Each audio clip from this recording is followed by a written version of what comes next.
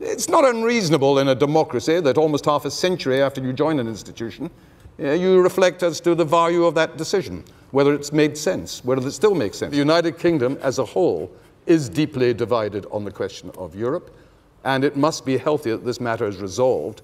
And I think the way we address these issues constructively and with a will to reach common solutions acceptable to all will maximize the prospects of the right answer. On the one hand, of course, we have to defend the treaty, and we will do that vigorously. But the approach is also that we should find solutions. We want you in. But this cannot be misinterpreted. That does not mean by all means. Now, on the points that you raised, we can go both ways. We can say, well, these are all UK problems, but we can also discuss whether to some extent these are also chances to deepen the European Union, chances to make the European Union stronger than it is nowadays. We don't think that a cherry picking on this 4 point will bring us to a solution, to a successful solution. We have to know that the big picture is more important than the details. And when I say big picture, I think that, and this will be my position on the 4th point later on, the only solution is to go towards two-circle Europe. The citizens of Spain, and I think it's not just the citizens of Spain, perceive that just Great Britain is taking a position, I would say, of strong negotiations just for the advantage, and that if this goes on, this would be unstoppable, that there would be other countries that would just, and that this would unravel. The foreseeable future, for a generation, there are going to be Eurozone countries and non-Eurozone countries in the European Union. That is reality. That's not just a British view. We all know that to be true. It is crucial, therefore, that either consciously or unconsciously, the Eurozone does not operate in a way that takes decisions for the Eurozone which also have an impact on the single market. What cannot happen is that when it has to see with single market, that there should be consensus. I mean, the idea can never be that the European Union goes back to decision taken by consensus. I think there can be found solutions to this topic, but certainly not by introducing again consensus, because in fact it would come down to a veto by a minority, and that cannot happen. We do not need to overcomplicate the decision-making process, and if they have to take into account whatever British protocol as well as making the substantive decision, that could slow things down to the detriment of everybody. Many take the view that the effect of these directives has been more of a nuisance, has been more of a problem than a benefit. The problem with the EU directives, it's absolutely not the Commission, it's not the European Council, it's not the Parliament. It is the implementation, and that one is tremendously slow. In each of our countries, speak to businesses, small businesses as well as large businesses, and ask them whether they feel that the bureaucratic constraints that have been imposed have all been to the benefit of competitiveness and to the benefit of creating prosperity. And without exception, in Germany and France, in every country around this table, small businessmen as well as big businessmen will say, we are being suffocated by too many EU directives. From all the issues that Cameron laid on the table, the competitiveness is the easy one. That's right. Let's just say that. Yeah, That's right.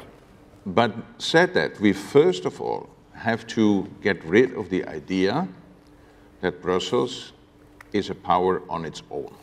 What Brussels is doing, they are acting on our behalf. What we're really talking about is clarification, not removing the wording, not abolishing it.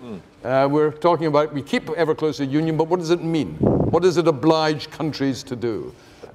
The phrase of ever closer union is very sensible to the UK government and to the UK population, and we very much respect that.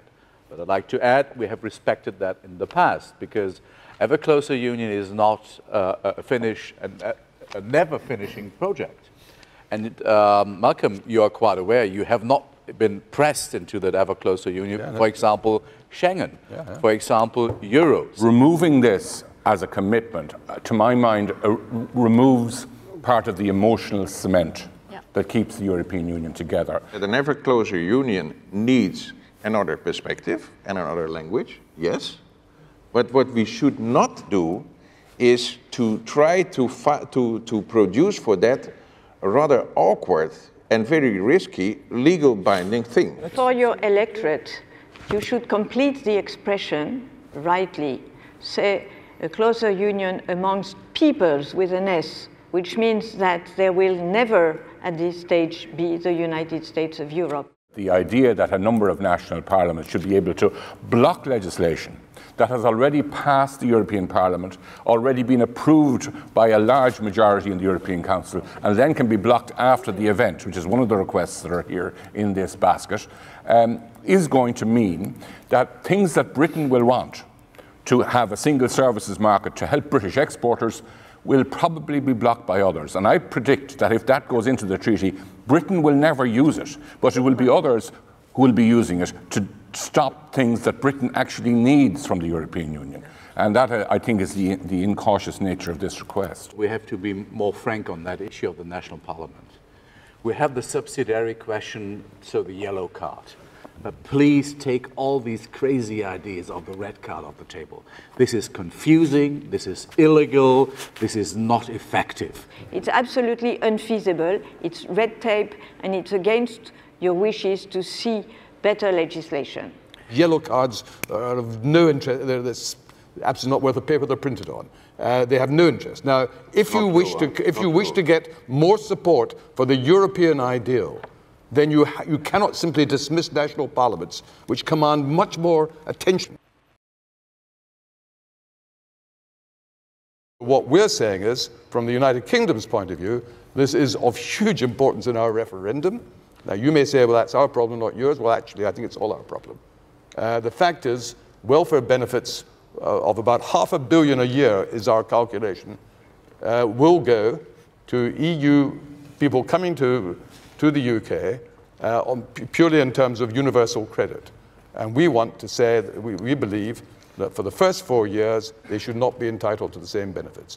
Please let's not hear arguments about this is unprincipled, this is against EU law. Laws can be changed by politicians. That's what politicians and governments are about. It is absolutely incorrect, in my view, and I'm talking very frankly because I want to find solutions, to frame the discussion we are having now as immigration or migration issues. It is not like that. It is a free movement, what you are raising as the problem. In my country, people think that the part of the Italian population formed by migrants is 20%. This is the perception. The reality is 7%. No public policy can be solved when there is such a gap between perception and reality. That's what is completely impossible. It's not impossible if you change the legal basis to make it possible. But, sir, please. It is completely impossible. Why? First of all, it's clear discrimination. It would mean that you have a new treaty provision that is allowing for that discrimination. It's a question of principles. It is what is European about, the fundamentals, 4 freedoms. If we accept the principle of discrimination, then the whole building just starts to crumble. It will be the first time in Europe's history that the free market's principles are put in danger. I just conclude by saying that